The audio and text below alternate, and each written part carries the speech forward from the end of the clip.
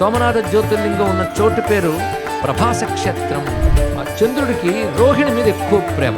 ఎందుకంటే సృష్టిలో ఎక్కడ ఏ డిసిప్లిన్ దెబ్బతిన్నా సవరించవలసిన వాడు ఆయన.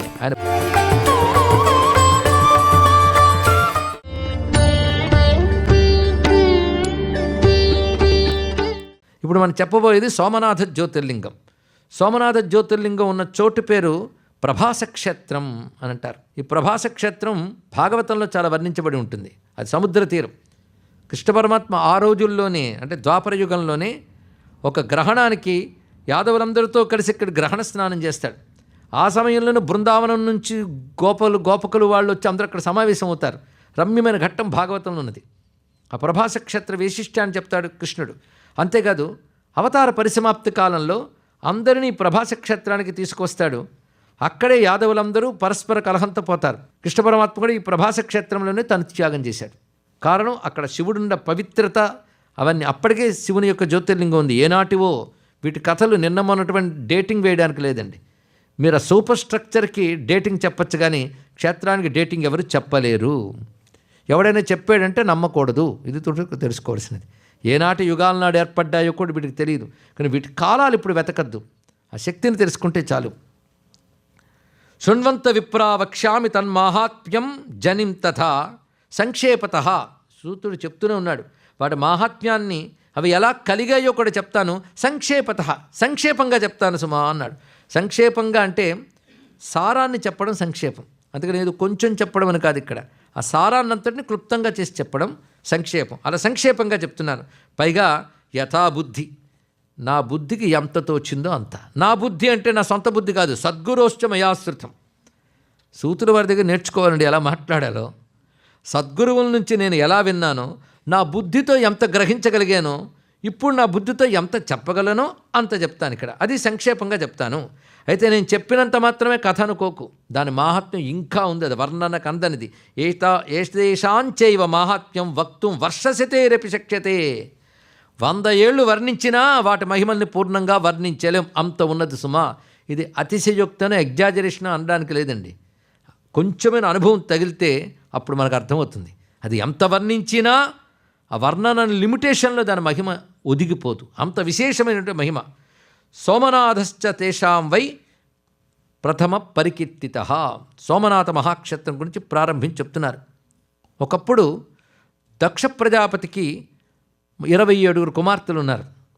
వారు అశ్విని, రోహిణి ఇత్యాది పేర్లతో ఉన్నటువంటి వారు. వీరిని చంద్రుడికి ఇచ్చి వివాహం చేశాడు. చంద్రుడు అంటే ఒక శోభ, అందం ఉన్నటువంటి వాడే. ఇంద్రుడు, చంద్రుడు అని అంటుంటాం కదా. చంద్రుడు ఒక అందగాడు. ఇప్పటికీ చంద్రుడిని అయితే హాయిగా చూడగలం కూడా.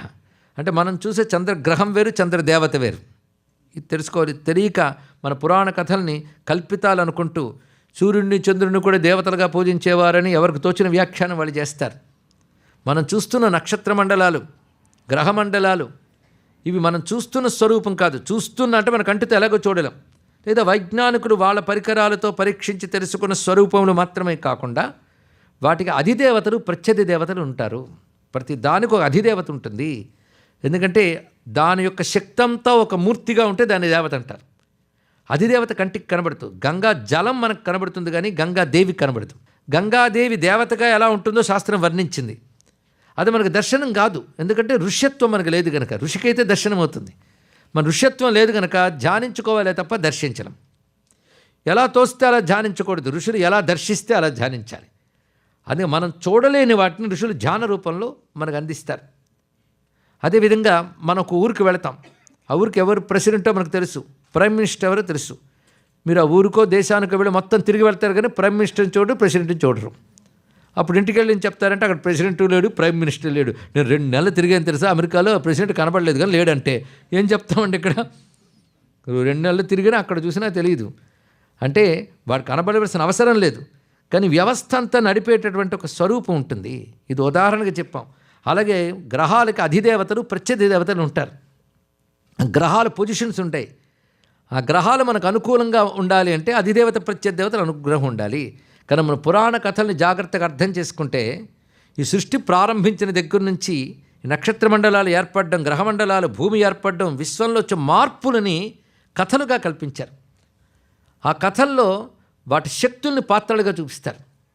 అందుకే కశ్యప ప్రజాపతి అని కథ చెప్తారు. కశ్యప దీనికి వేదంలో అర్థం చేసుకుంటే పశ్యక కశ్యపో భవతి అని చూపిస్తాడు. ఒక జ్యోతిస్వరూపుడు ఉండదు, మెయిన్ జ్యోతిస్వరూపం, దాని నుంచి ఆదిత్య మండలాలు వచ్చాయని చూపిస్తాడు.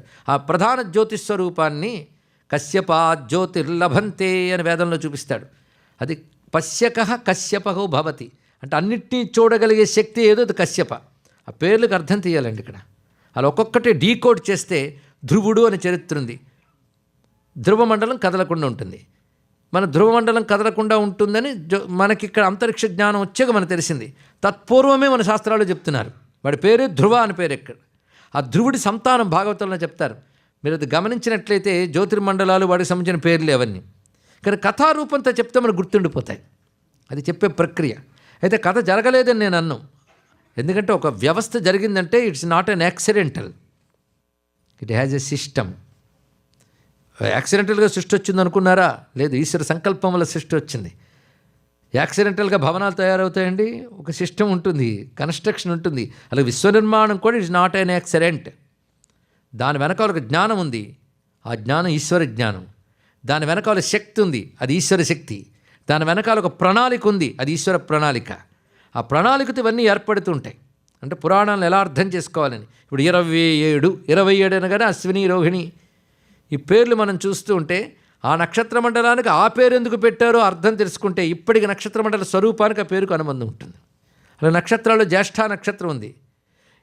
ఈ జ్యేష్ఠ నక్షత్రం అతిపెద్ద నక్షత్రం కనుక జ్యేష్ఠ అన్నారు. ఇప్పుడు జ్యేష్ఠ నక్షత్రం ఏది చెప్పబడుతుందో అది అంతరిక్ష విజ్ఞానం కూడా అతిపెద్ద నక్షత్రం దాన్నే చెప్పిందంటే అది జ్యేష్ఠని మన వాళ్ళకి ఎలా తెలుసు? టెలిస్కోపులు లేని కాలంలో ఇది కూడా ఆలోచించవలసిన అంశం. అలాగే రెడ్ ప్లానెట్ అంటున్నారు అంగారకుణ్ణి. మీరు అంగారకుడు వర్ణ ఏదైనా చూడండి, రక్తాంబరధర అంటే రక్తమైన ఎరుపు రంగునే వర్ణించారు. ఇక్కడ ఎర్రనివాడు కుజుడు అని చెప్తున్నారు. ఇక్కడ ఎలా చూశారు వాళ్ళు? అప్పుడే టెలిస్కోప్ ఉంది. ఇది కూడా ఆలోచించవలసిన అంశం. అంటే నేను ఇప్పుడు విజ్ఞానాన్ని తిరస్కరించట్లేదు, కానీ అప్పటి విజ్ఞానాన్ని తక్కువ అంచనా వేయొద్దని మాత్రం చెప్తున్నాను. వాళ్ళు ఎలా చూశారో ఆలోచించండి. ఇక్కడ ఎందుకంటే పరిశీలించకుండా తీసిపారేయడమే అదే సైంటిఫిక్ యాటిట్యూడా? గమనించకుండానా అదంతా లేదండి ట్రాష్. నువ్వు పెద్ద సైంటిస్ట్లాగా ఒక్కసారి చదువు, పరిశీలించు. వాళ్ళు ఎలా చెప్పారు? శాస్త్రం ఒక్కడే చదివా? వరాహమిరుడు జ్యోతిర్విజ్ఞానం తెలుసా? ఎలా నక్షత్రాల గురించి చెప్పారు? ఇదంతా ఎందుకంటే ఇప్పుడు చెప్పబోయే కథ మీద ఏమాత్రం అశ్రద్ధ కలగకూడదని ఉపోద్ఘాతం. 27 నక్షత్రాలని చంద్రుడికి ఇచ్చారట. ఎవరు? దక్షుడు. ఇప్పుడు మన సైన్స్ కంటే ఇది చాలా బాగుంటుంది. సైన్స్ పాఠాలు చెప్తామంటే ప్రవచనానికి వస్తాడు ఇక్కడ. సైన్స్ చాలా గొప్పది, కానీ ఇది డ్రై సబ్జెక్ట్. కానీ సైన్స్ని ఈస్థెటిక్స్తో కలిపి మంచి కథగా అందిస్తే వినడానికి చాలా బాగుంటుంది. ఇక్కడ ఆ పని చేసే ఋషులు ఇక్కడ తెలుసుకోండి. అలాగే విశ్వ నిర్మాణం జరుగుతున్నప్పుడు ముందు దేవతా శక్తులు, తర్వాత పదార్థాలు ఏర్పడతాయి. ఇక్కడ నక్షత్రాదులు ఇవన్నీ మనం చూస్తున్నాం, కానీ దేవతా శక్తులు ముందు ఉంటాయి. ఆ దేవతా శక్తులు ఇందులో పాత్రలు. అలా 27 నక్షత్రాలు అంటే అశ్విని మొదలైన 27 కుమార్తెలు చంద్రుడికిచ్చి వివాహం చేశారు. కానీ కొంతకాలానికి ఆ చంద్రుడికి రోహిణి మీద ఎక్కువ ప్రేమ, మిగిలిన వారి మీద ప్రేమ లేదుట. వాళ్ళు ఊరుకోకుండా వెళ్ళి నాన్నగారికి కంప్లైంట్ చేశారు. పుట్టింటి బలం ఉంటే ఇదో కంప్లైంట్ వెళ్ళి చెప్పారు. వాడికైనా తెలియదు, ఇంతమందిని స్వీకరించడమే ప్రథమము అనుకుంటే వేరే విషయం. అంటే మామగారు వచ్చారు, నాయనా నువ్వు తెలివైన వాడివి, అందరినీ సమానంగా చూడాలి, కానీ నువ్వు ఒకరి పట్ల ప్రత్యేకమైన ప్రేమ ఒకరి పట్ల లేకపోవడం ఏంటి అని. అంటే చంద్రునికి రోహిణికి ఏదో ప్రత్యేకమైన అనుబంధం ఉందని దీన్ని బట్టి అర్థం చేసుకో, నక్షత్రానికి చంద్రగమనానికి మిగిలిన వాటికంటే. అయితే సరే మావయ్య జాగ్రత్తగానే ఉండాలి అని చెప్పాడు. పై ఒకడు గుర్తుపెట్టుకునైనా ఇప్పుడున్న దాన్ని బట్టే తర్వాత ఫలం ఉంటుంది సుమా అన్నాడు ఇక్కడ. అంటే నువ్వు ఎలా ప్రవర్తిస్తావో దాని తగ్గ ఫలితం ఉంటుంది. శుభం భావి యదా యస్య శుభం భవతి తస్య వై అశుభంచ యదా భావి కథం తస్య శుభం భవేత్. అంతేకాదు ఇతడు దక్షుడు చెప్పి హెచ్చరించి వెళ్ళిపోయినప్పటికీ కూడాను మాట వినలేదు. అతడు ఎలా జరిగితే అలా జరిగిందిలే అని కొంతమంది చెప్తూ ఉంటారు, కానీ వినరు. అలాగే చంద్రుడు వినలేదు, వెనక ఎలా యథాప్రకారం ప్రవర్తిస్తున్నాడు. దానితో కోపం వచ్చింది దక్ష ప్రజాపతికి. వెంటనే శపించాడు, నీకు క్షయవ్యాధి కలుగ్గాక, నీ కళలు క్షయించిపోగాక అని చెప్పాడు. దానితో దక్షుడు అంటే ప్రజాపతి కనుక అతని బలం అతనికి ఉంటుంది, అతని తపస్సు అతనికి ఉంటుంది. అందుకే సాధకుడు కానీ బాధపడే ఒక మాట అంటే అది శాపం అవుతుంది. శాపం పెడుతున్నా చేత్తో నీళ్లు తీసుకోనక్కర్లేదు. వాడు బాధపడి ఒక మాట అంటే మాటకు శక్తి ఉంటుంది. మాటకు శక్తి ఉంటున్న దాని గురించి చాలా తెలుసుకోవచ్చు. వరము శాపము 2 శక్తులు మాటకుంటాయి. మొత్తానికి శపించేశాడు. దాంతో క్షయం అయిపోతుంది, కళ్ళు క్షయం అయిపోతున్నాయి. అయితే చంద్రుడు అనేది విశ్వగమనంలో ఒక ప్రధానమైన భాగం. అతడే క్షయమైతే దానివల్ల కొన్ని ఇబ్బందులు ఏర్పడ్డాయి. ఎందుకంటే చంద్ర సంబంధమైన కళల వల్లనే రసం ఉత్పన్నమవుతుంది. సోమో భూత్వా రసాత్మక అని భగవద్గీతలో కృష్ణ పరమాత్మ చెప్తున్నాడు. ఆ చంద్రుని యొక్క కళల వల్ల తేమ, ఆర్ద్రత ఇత్యాదులు ఏర్పడతాయి. రసానికి అధిపతి అతడు. దానివల్ల సస్యములు ఇవన్నీ పోషింపబడతాయి. దేవతలు కూడా చంద్రకళలను ఆధారం చేసుకుని ఆరాధింపబడుతుంటారు. అందుకే నిత్యాగ్నిహోత్రం అవి చేసే వాళ్ళకి తెలుస్తుందండి. పూర్ణిమ నాడు, అమావాస్య నాడు వాళ్ళు చేసే ఆరాధనలు ఇవన్నీ ఆయన కళల ఆధారంగానే చేయాలి అసలు. అయితే పూర్ణంగా చంద్రుడు ఉన్నప్పుడు ఆయన యొక్క తత్వాన్ని ఆరాధించేవారు. దాని ప్రకారంగా దేవతలు అందరూ ఆనందపడేవారు. ఇప్పుడు అది క్షయం అయిపోతూ ఉంటే ఆ దేవతలకు పోషణ, సృష్టికి శక్తి కూడా తగ్గిపోయింది. ఎందుకంటే అనంత జ్యోతిర్మండలాల్లో దేనికి అవకరం ఏర్పడినప్పటికీ కూడా వాటి ప్రభావం అంతటా ఉంటుంది. పెద్ద మిషన్లో ఒక నట్టు లూజైనా ప్రమాదమే కదా.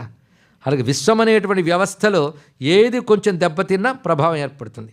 దక్షుడు కోపంతో శాపం తగిలి క్షయగ్రస్తుడైనటువంటి చంద్రుడు ఆయన ఏమీ చేయలేక బాధపడుతూ ఉంటే దేవతలు, ఋషులు అందరూ ఆయన తరపున చంద్రుడికి ఒక చక్కని ఉపాయాన్ని చెప్పారు. వాళ్ళందరికీ ముందు పెద్దగా ఉన్నవాడంటే బ్రహ్మదేవుడు. ఎందుకంటే సృష్టిలో ఎక్కడ ఏ డిసిప్లిన్ దెబ్బతిన్నా సవరించవలసిన వాడు ఆయనే. ఆయన బాధ్యత అది. పరమాత్మానికి ఆ బాధ్యత అప్పగించాడు.